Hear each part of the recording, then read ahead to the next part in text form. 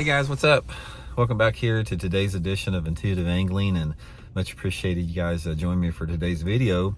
Got a little different episode for y'all today. I'm going to tell you guys a war story that is sort of tied into fishing a little bit. I think you guys are going to find it interesting, and it's a pretty incredible piece of history I'm going to pass on to you guys in today's video.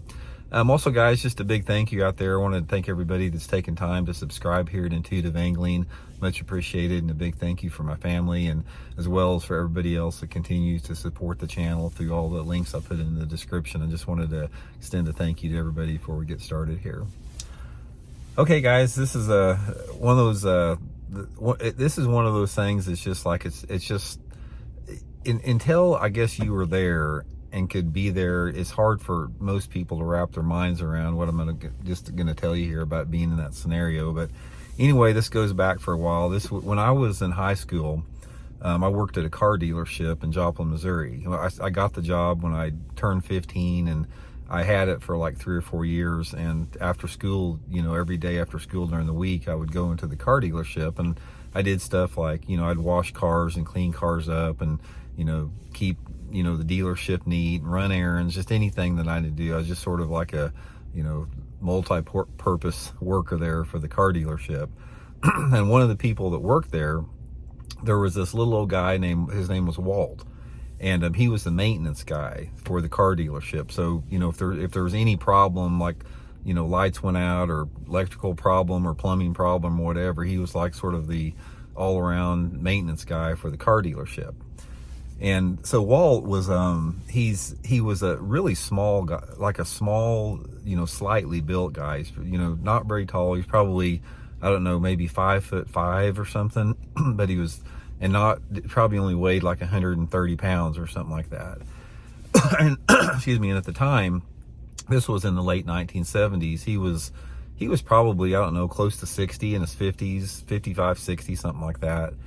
But for the first couple of years that I worked there, when Walt was working there, he was the crankiest, grouchiest old dude you can ever imagine. And he would always be like, he'd get on to me about if I wasn't doing something right, and he'd be complaining about other people working at the dealership, and he was just always grumbling about something. Just like, it seemed like he was always in a bad mood. There was occasionally you get a soft side to him, but it seemed like he was always just grumpy as heck. And I was 15 or 16 at the time, so anybody in their 50s and 60s, I thought they were old.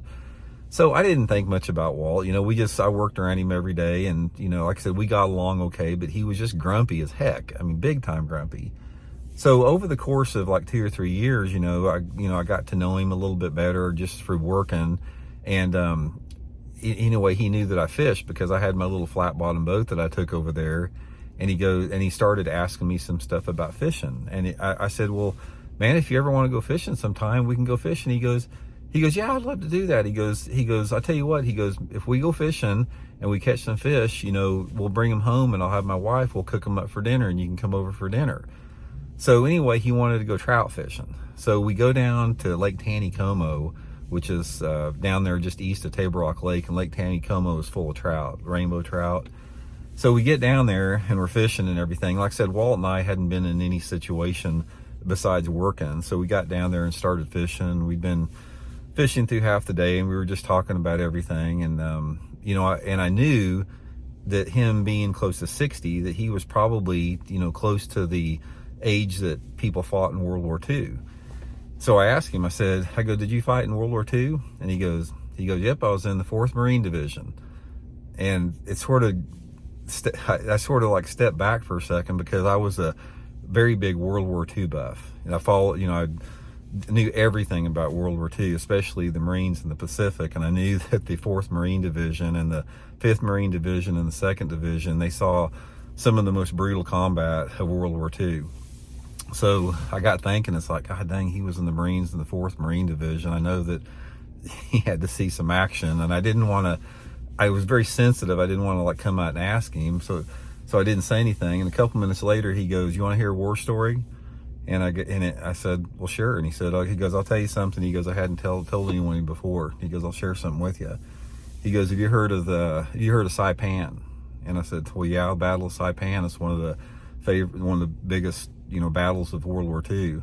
He goes, I was on Saipan. He goes, I was 19 years old. And at the time, I think I'd turned, by this time, I was 17 or 18.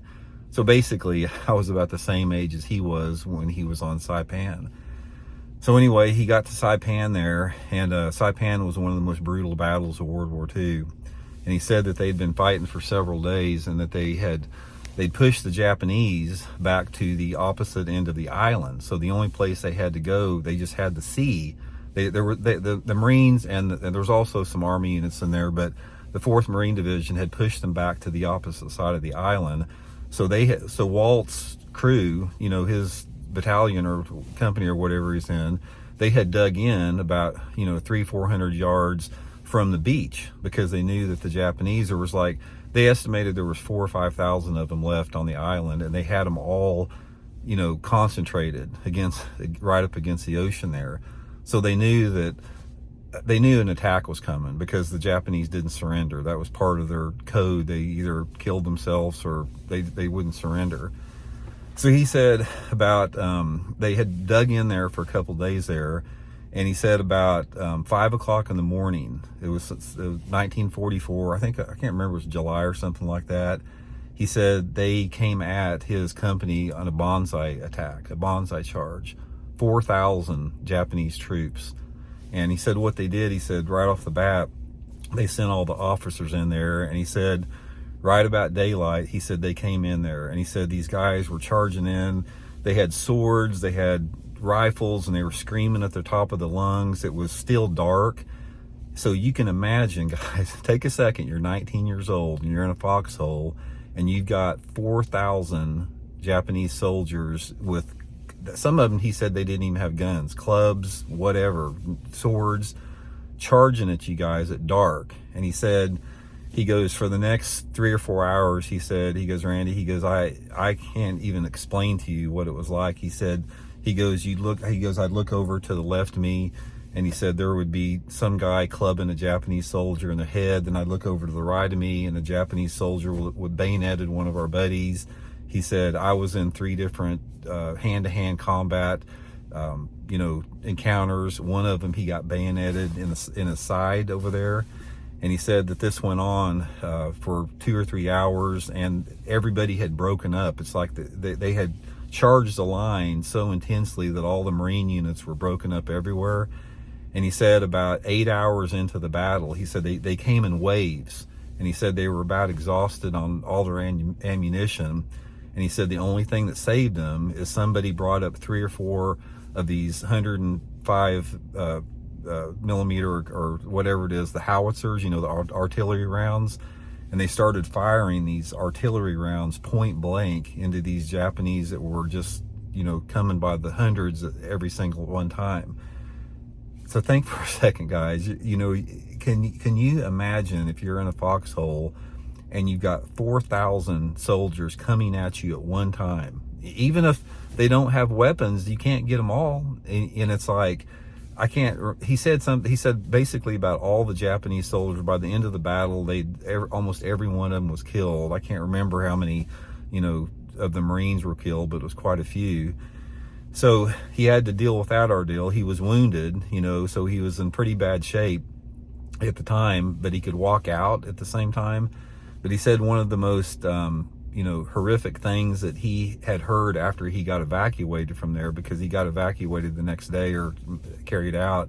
Apparently, like he said, there were thousands of Japanese civilians that committed suicide on the island because they thought that they were going to get captured by the Marines and tortured.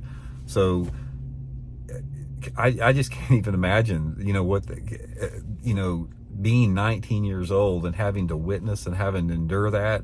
And like I said, the story he told me, it didn't last very long. He didn't go into a lot of details with it, which I'm sure you can only imagine the details behind this as far as what he described there. But being in hand-to-hand combat for 8 hours and having to endure that, the scars it would have on somebody. So at that time, I understood, probably why he was so grumpy and why he was. And after that point, guys, I have tried to make it a point never to judge anybody on their first appearance around me ever, because you don't know what they've been through. And one of the things I'll tell you, and because I've had a chance to fish with a lot of combat veterans, wounded warriors, you know, all my Army Ranger buddies. One of the things I can tell you about it is the unbelievable therapeutic effect that fishing has on combat veterans. And Walt was a prime example of somebody that was willing to share something with me during a fishing trip. There was something about the fishing trip and the therapeutic atmosphere and environment of a fishing trip that he was willing to share that with me. And that's not the first time. I've had a lot of other guys do the same thing. But anyway, we got back, and the next day, you know, I went over to his house to you know, and his wife fixed the trout and everything. We ate it, and you know, he never mentioned anything about it again. And I wish I could have talked to him more about it, but I didn't want to pry if he was uncomfortable with it. But ever since then, guys, anytime I was around a World War II veteran, I always took the time to go up and introduce myself and was all ears. I wanted to hear anything that they were willing to share, because, you know, those guys that were having to take place in that, you know, at 18 and 19 years old, their whole life ahead of them, and to get it cut short. And Walt was lucky, you know, he survived with just a bayonet wound, but he could have very easily died in it too. But anyway, guys, just wanted to share that story with you. I hope you found it interesting, and we'll talk later.